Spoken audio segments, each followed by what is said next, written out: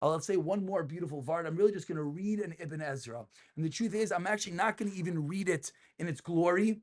I found it to be a little, I don't want to say gruesome, but if you listen carefully, it is a little bit of gruesome. It's Parachas Pasuk Yudalit. It's a very simple question, a very simple answer. But when you have the Ibn Ezra teaching you, it's Gevaldik. The Pasuk says you can't loisachmoid. What's the issue of loisachmoid? Don't be jealous. Don't be jealous.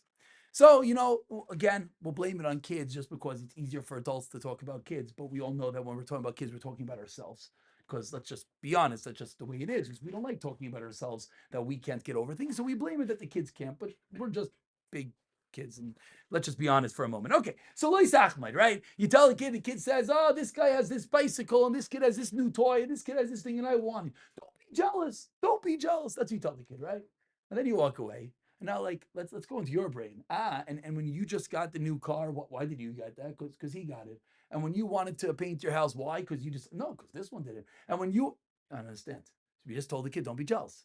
Tell yourself, right? We just finished speaking about look in the mirror. Tell yourself, don't be jealous. But the question is fundamentally, how can we tell someone not to be jealous?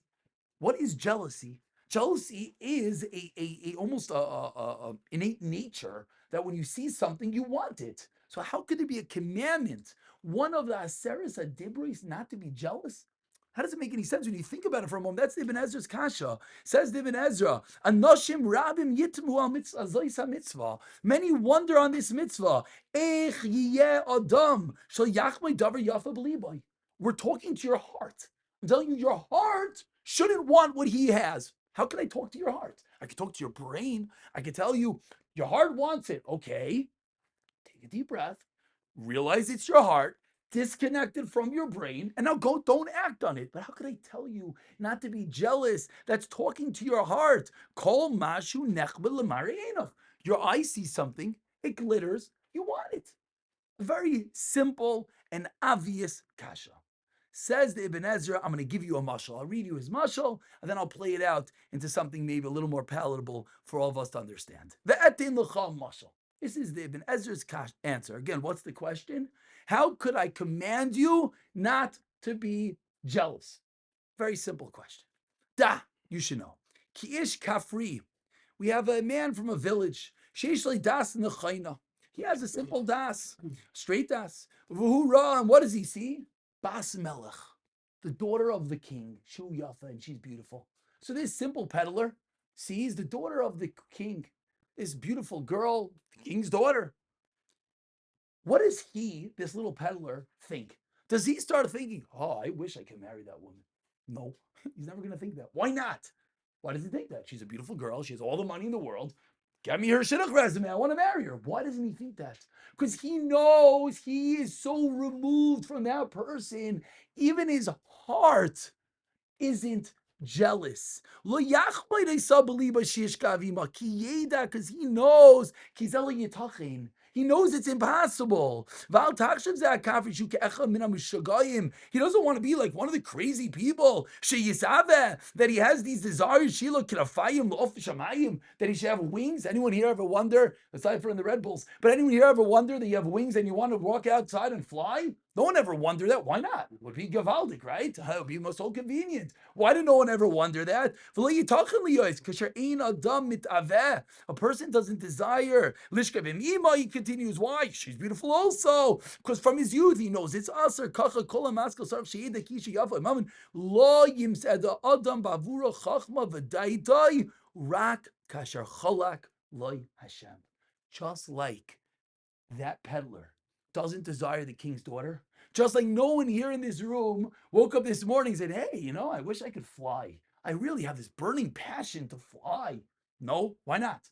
Because when something is not within your realm, you don't desire it. The commandment of loy sachmoid is a intellectual commandment. It's that we have to realize Hashem gives us what's for us. It's really taking the emunah, it's taking the bitachon, saying everything that we know, making it real. Yeah, there's God, and yeah, He runs the world, and yeah, He gives parnasa, and yeah, everyone has what's needed for them, right? And then, but I really want that thing. That makes no sense. You just told me you believe in God, and He gave you what's good for you, and He gave Him what's good for Him. So what are you jealous of? But wait, it's in my heart. How can you command my heart? No, because if you really believe, just like that simple peddler, and it's a muscle that we have to remind ourselves, and we have to play out in our mind, probably daily, maybe even more than once a day. And we have to say to ourselves, just like that simple peddler never fathoms, and he's not jealous that he's not marrying the king's daughter. Why not? Because he's not a mishuggah.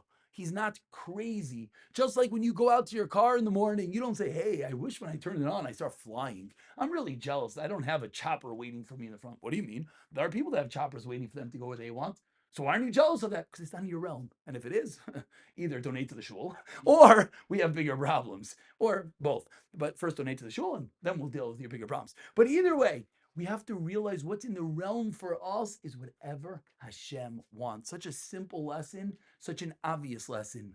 But that is loisachmoid. It's part of the Aseres Hadibros. So the next time you see something and you feel like you really want it, even if you don't act on it, you still have a problem. We all have this problem. So we got to look ourselves in the mirror and say, why do I have this issue? Obviously, I have to work on what? Not on my bank account, not in getting another job. I got to work on my emuna bitachon Hashem. And I have to realize, wait, Hashem gives me what I need, gives my kids what they need, gives my spouse what they need, and everyone's unique package.